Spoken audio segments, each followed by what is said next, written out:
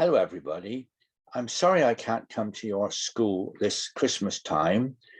I'm hoping that I'll be able to come in the spring term. Maybe the restrictions will be lifted and visitors can once again come to the school. But I'm going to tell you the story that I would have told had I been able to come to the school. My idea would be to share something of Christmas and all that that means. And hopefully we can begin to think of what really would happen that very first Christmas. It's the greatest story ever told. And our story has a title, A King is Born. There's always a lot of excitement when a baby is born. I can remember when my grandchild was born, Isabel. Here she is with her mum. I'm sure she would be horrified if she knew that I was showing this photograph because she's now nearly 14. But we always remember the excitement when she was born in our family with all our friends, our very first grandchild. But there was even more excitement in the whole country when this happened. This is a picture of our Queen who looks so different than she does today if you've seen her on the television, because this was taken many, many years ago when Prince Charles was born. And Prince Charles, of course, has grown up and done so much for our country. But when he was born, the whole country was so excited. A new prince was born who one day would become a king. Our story goes back to the town of Nazareth, to Mary in her house, when suddenly an angel appeared. She was frightened, but the angel said, "Don't be afraid. I want to tell you something very important. You're going to have a child, and that child is going to be called the Son of the Highest, which means he's going to be the Son of God. And more than that, he's going to be a king, and he's one day will reign over the whole earth." That's the message that Mary received, and she was horrified. "How can this happen?" she said. And God said, "Well, God's Spirit will come upon you, and you will have a baby." She was unsure what to say because she was engaged to Joseph, and she knew that Joseph wasn't the father of her baby. God was, and she didn't know what to say. But Joseph had a dream, and in the dream, he was told that Mary was going to have a child. He was to look after her, and they were to call that new baby Jesus.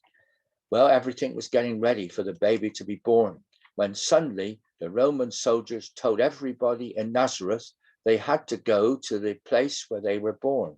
And for Joseph, this meant going to Bethlehem.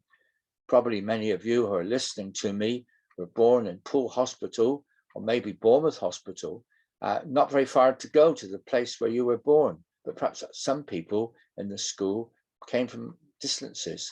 I would have had to go right back to a place in the north of Dorset called Sherborne, because that's where I was born. Everybody had to travel. And for Mary and Joseph, it was a terribly long, difficult journey. You can see that pathway on the map. It's a very complicated route, something like 80 miles.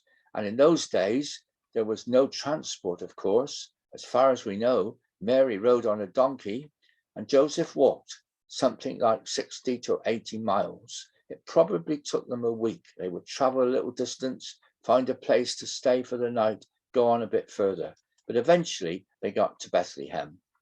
We know there was no room for them in the inn, and though they tried many places, they could not find a place to stay. And eventually we're told they ended up, maybe it was a cave, maybe it was a stable, we don't know. We imagine there were animals there because we definitely know there was a manger, and that's where Mary put Jesus when he was born. That was a great day in Bethlehem, and of course the shepherds were told about it, and they came to see the baby Jesus after the angel had explained to them that a baby had been born and he would be lying in a manger. They were excited about that, and they went around telling everybody, "A king has been born." In Bethlehem, there must have been a lot of excitement. They had been the city where David had been born. He was the greatest king in the whole of Israel's history, and now a new king was born, and they were looking forward to the birth of a new king and excited about that. Well, our story goes not in Bethlehem, but way across to the east, to a country where there was a very bright star, brighter than anything that people had seen for a long time. And people looking at the star were amazed. These men were probably astrologers, that is, people who studied the stars. We call them the wise men. We sometimes call them the kings. We sometimes call them the magi. As far as we know, there were 3 of them. And they saw that star and they looked in all their charts and all their scrolls and they said, there's a new star coming and it means a king has been born. We must go to find the king, they said. We must bring presents for this new king. So they packed up their bags and they prepared to make the long journey, following the star to wherever the star led them, to meet the new king and to present to him some of their presents that they had purchased. We think they probably came from Iraq, which is a country well away from Bethlehem. And to get there, they would have had to travel possibly by camels. And it wasn't an easy journey. At one stage, somehow or other, they had to cross the River Jordan. Then they had to go through the Judean desert, which would have been very difficult for them, but they forced their way through the desert and eventually they came to Jerusalem. And when they got there, they thought, a king has been born. We must find the palace. They asked people, which is the way to the palace? Where does King Herod live? He may well have lived in this place, which is now called David's Citadel. We think this is part of the remnants of Herod's great palace. It's a wonderful building now. I've been right up on the top and it's a wonderful view of all Jerusalem, but possibly that was the very palace that the wise men or the magi came to. And when they got there, they found the king and they were introduced to the king. That's Herod on the left in the white gown. And they said to him, where is he who has been born, King of the Jews? Where can we find him? And Herod was absolutely terrified. He thought, a new king? But I'm the king. We don't want a new king. I'll decide who is the new king. It's not somebody who's just been born. He was very upset, very disappointed, and I think very, very angry. But he didn't know where this new king was. So he got in some of his clever men and he said to them, can you find out where this new king is going to be born? Because I need to find out all about him very, very soon. And they came back, and as they brought the message, they said, well, we've read our scrolls and we've read our manuscripts, and the prophet said that the new king would be born in Bethlehem. So Herod made a plan, and he said to the wise men, the magi, listen, he said, he's going to be born in Bethlehem. And if you go and find him, come back, please, and tell me, and then I can go and worship him too. That wasn't his plan, of course, but that's exactly what he said to the wise men. Go and make a careful search for the child and report to me. So off they went. And the star seemed to appear again, and they were able to follow the star from Jerusalem to Bethlehem. It wasn't very far. On a bus, it would take you probably less than half an hour, but probably it took them an hour or two to follow the star down the road towards Bethlehem. A star showed them the way to Bethlehem, and eventually they came to a house. This is what we think happened. Some people think they came to the stable or the cave where Jesus was born, but it's more than likely that they went to a house in Bethlehem where Mary and Joseph were still staying in that town. And when they got there, this is what they did. They got out from their baggage treasures and they gave them to Mary and to Joseph, but particularly to the baby. And because they knew he was a king, they bowed down just like they're doing in the picture. They bowed down and they worshipped him. If I was to meet the Queen, and I think that's very, very unlikely, I would have to stoop down like that. That would be my way of showing respect to the Queen. And that's what they did. They were showing respect to this new king who had been born. They presented their gifts and they worshipped him. And when we think of a child, we think of perhaps special toys, books, maybe DVDs, maybe some mechanical toy, maybe something special that they knew that he would like. But in those days, They didn't give anything like that at all. And some of you will know the three gifts that were given. They were gold and frankincense and myrrh. These were very, very valuable gifts. They were gifts fit for a king, and they presented them to Mary and Joseph and the baby, gold and frankincense, which is a special perfume, and myrrh, which is another special perfume. They were very valuable gifts indeed. And they should have gone back to Jerusalem and said, we found a baby in a house in Bethlehem. It's in such and such a street, and it's number so-and-so. You can find him there. But they didn't. They had a special message from God. Don't go back to Herod. Go home a different way.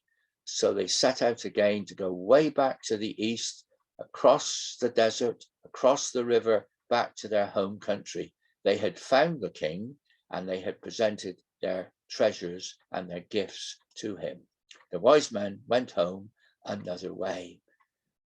Joseph was sleeping one night at that time, and he had a dream. It was a very strange dream, and he dreamt about a country. And I guess there's a clue in the picture, and some of you will know what country he dreamt about. Yes, it was Egypt. And he dreamt that he should go to Egypt with Mary and Jesus because it wasn't safe to stay in Bethlehem, because Herod was very angry that a new king had been born.